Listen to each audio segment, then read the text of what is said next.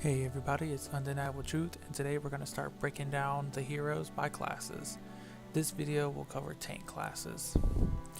These heroes excel in providing utility in one form or another by either helping allies or hindering enemies. All tanks have 16 health. We'll start with the Valkyrie.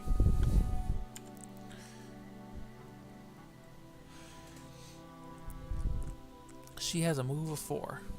This tank's main job is to strip the enemy of buffs, as well as put the fear of even trying to place them on anyone. Her first two abilities effectively remove all attack ups or all shields, respectively, while doing a little damage. Her ult has a range of 5 and can stun a target, rendering them useless on the following turn. The Valkyrie is the most energy efficient tank, and it's near impossible to get away from her once she starts closing in. Next up, we have the Hydronaut. He also has a move of 4.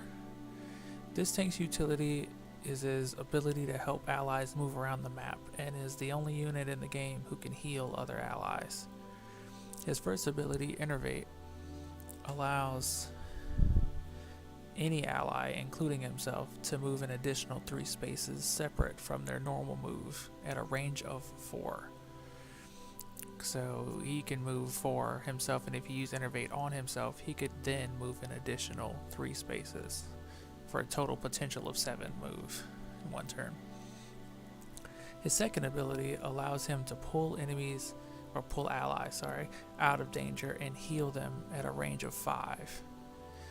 Orthogonal, so just like a chess piece, the rook chess piece, it's only straight in front of him or to the left or right.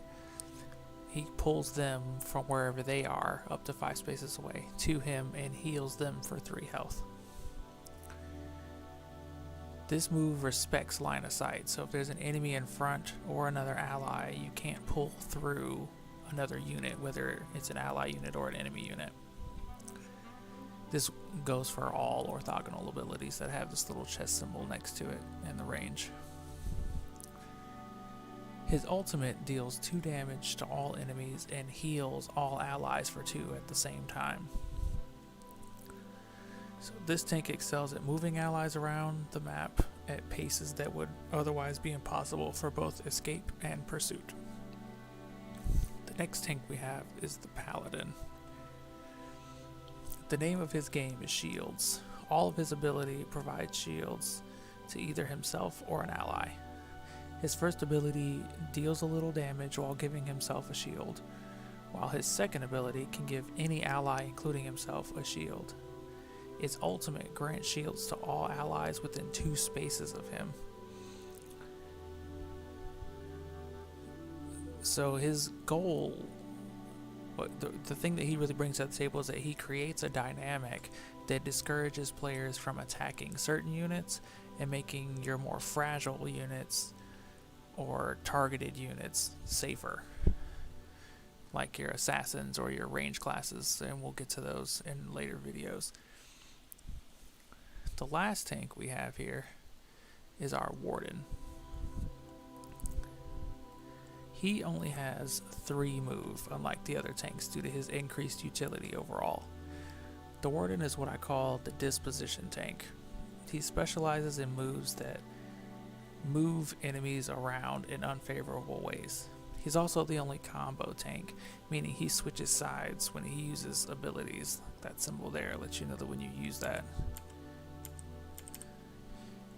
it flips him over to his other side where he has another set of abilities. His first ability pulls enemies toward him in an orthogonal manner and then flips him over so that he can then either bind them, which will prevent them from moving and they can't use yellow energy, or he can pick them up and throw his target to any space within 3 spaces of him. That's the transpose here, which in using any of these also then flips you back to the front side. His second ability on the front side is this disposition, where he then switches places with any enemy, and then it'll flip him and he can then use these moves. So you end up messing around with the combos a bit for whatever situation comes up.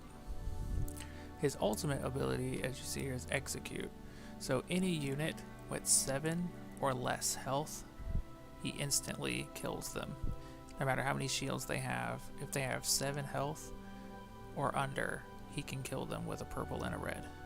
It's melee, so he has to be right next to them to do it, but as you can see with Capture, he can make that happen. Like, it's not incredibly difficult, but he only deals damage with one ability, so he's team reliant as far as to get his Execute off, because he can only deal 3 damage to a unit, and it costs quite a bit to get that move off. That's 2 yellows and a red for just 3 damage.